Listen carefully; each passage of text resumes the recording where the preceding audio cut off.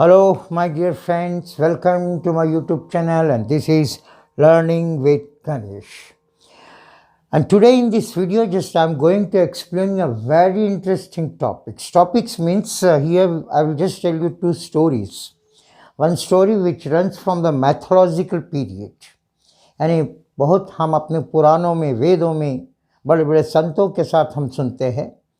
In fact मैं भी जब सत्संग देता हूँ साईं बाबा के महोत्सव पर, बड़ी बड़ी सभाओं में, तो मैंने भी ये कहानी को 2-3 बार दोहराया था. द कहानी क्या थी, उसके पहले एक क्वेश्चन क्या था. ये हमारे श्री कृष्ण है, लॉर्ड श्री कृष्ण.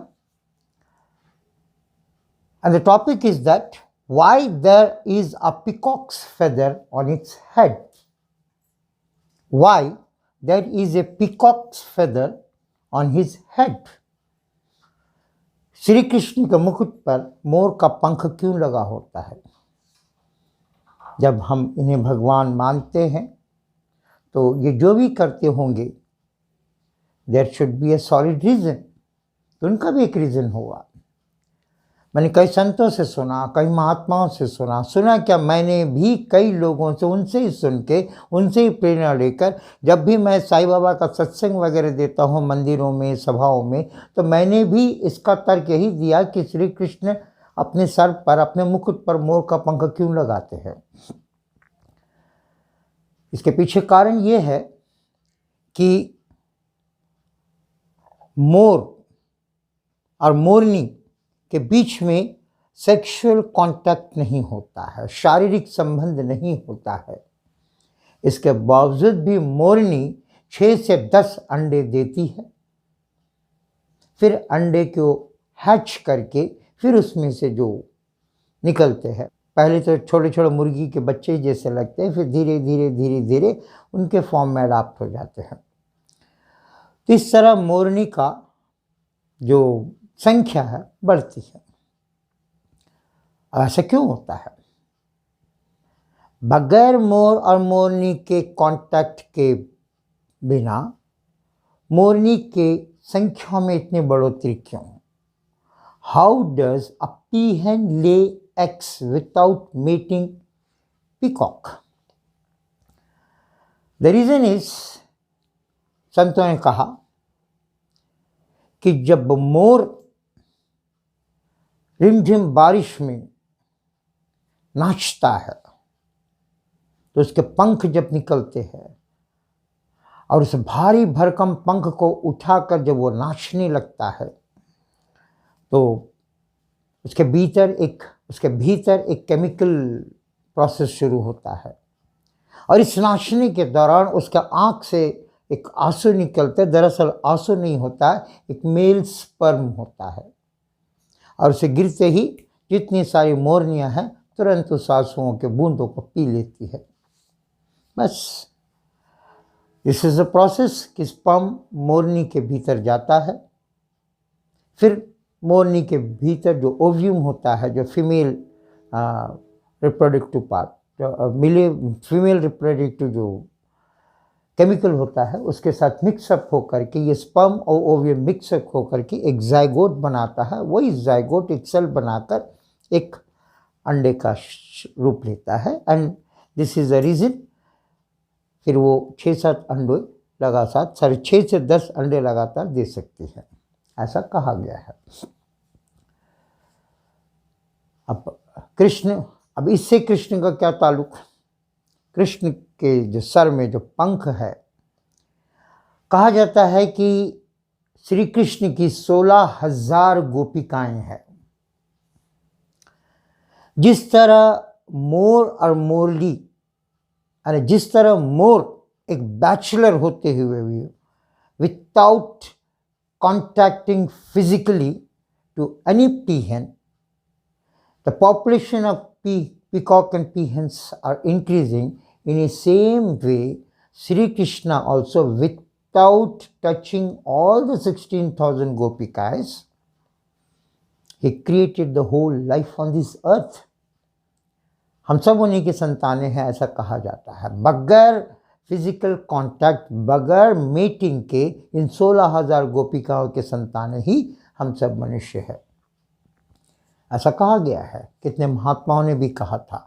इसीलिए मोर और मोरनी के भीतर, मोर और मोरनी के बीच कांटेक्ट ना होने के बावजूद भी मोरनियों की संख्या, मोरों की संख्या जब बढ़ती है, उसी तरह श्री कृष्ण किसी भी गोपिकाओं के साथ कोई फिजिकल कांटेक्ट ना रखते हुए भी इस संसार की सृष्टि कर बैठा।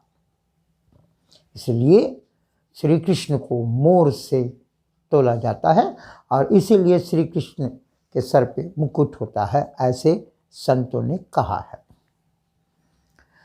संतों ने क्या, अभी हाल ही में राजस्थान के एक मजिस्ट्रेट श्री महेश चंद्रा ने भी, वहाँ के मजिस्ट्रेट है, उन्होंने भी ऐलान कर दिया कि मोर और मोरनी के बीच कोई सेक्सुअल कांटेक्ट नहीं होता है। मोर के आंख से जब आंसू निकलते उसी आंसुओं को पीता है, पी के मोरनी गर्भवती बनती है। राजस्थान के हाई कोर्ट से मजिस्ट्रेट होते हुए मजिस्ट्रेट की कुर्सी से ऐलान कर दिया था इस चीज को। बट साइंस होता है। साइंस जब तक इस चीज को नहीं मानेगा तब तक उसके पास कोई तथ्य, कोई प्रमाण ना हो। Because science, what is science? It's just a systematical knowledge of knowing everything. So science went on researching on it, and after researching, science also got the answer. So before I say what was my answer, it's better you watch this video. I must share you some few points regarding the peacock and peahens. Peahen lays eggs 6 to 10. If you want to increase its eggs, you just remove all the eggs from its nest. But peacock will come, so peahen will come and again it will lay egg. So like that it can increase to 12, 13, 14. And after that, just like a hen, मुर्गियों की तरह ये भी 21 से 27 दिन तक उसको hatch करती है और फिर उसके बाद उसमें से अंडे में से वो जो फर्टिलाइज होकर के पूरी तरह से जो बच्चे निकलते हैं, स्टार्टिंग में तो मुर्गी के बच्चे ही तरह लगते हैं, बट धीरे धीरे धीरे धीरे वे मोर या मोरनी का शक्ल ले लेते हैं। इस दुनिया में कई प्रकार के अंडे होते हैं। देखिए कितने प्रकार के, विभिन्न प्रकार के अंडे, उनमें से एक अंडा just belongs to peahen. But you just see the video.